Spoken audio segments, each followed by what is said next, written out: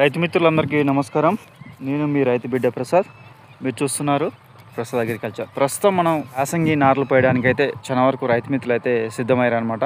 అయితే పోసినటువంటి ఏవైతే విత్తనాలు ఉన్నాయో మొత్తం పూర్తిగా మొలకలు రావాలంటే కొన్ని యాజమాన్య చర్యలు అయితే పాటించాలన్నమాట. అవేంటి అనేది మనం అయితే ఈ వీడియోలో తెలుసుకునే ప్రయత్నం అయితే చేద్దాం అనమాట. మొదటగా నాణ్యమైన విత్తనాలు అయితే ఎంచుకోండి.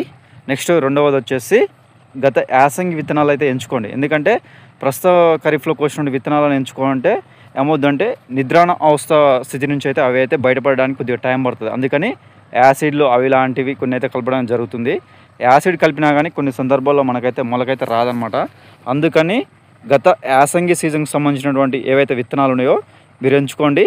అవి అయితే మనకైతే మొలకలు అయితే రావడానికి అవకాశం ఉంటుంది. నారు పోస్తాం అనగా ఏం చేయాలంటే ఖచ్చితంగా ఒక రోజు నుంచి 2 రోజుల వరకు ఖచ్చితంగా వడ్లను మాత్రం ఎండబెట్టాలన్నమాట.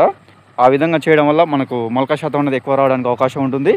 నెక్స్ట్ వచ్చేసి ఏవైతే ఎంచుకున్నటువంటి విత్తనాలు ఉన్నాయో వాటిని మనం ఖచ్చితంగా 24 గంటలు నీటిలో నానబెట్టి తర్వాతకి 24 గంటలు మండగట్టినటువంటి విత్తనాలు ఏవైతే ఉన్నాయో వాటిని కనుక మనం నార్మడిలో చల్లినట్లయితే ఎక్కువ శాతం మొలక రావడానికి అయితే అవకాశం ఉంటుందన్నమాట. ఈ విధంగా చేయడం వల్ల మనకైతే మంచి నాణ్యమైనటువంటి నారునైతే పొందడానికి అయితే అవకాశం ఉంటుంది. ముఖ్యంగా ఇంకొక విషయాన్ని అయితే రైతు మిత్రులు అయితే గుర్తుంచుకోవాలన్నమాట.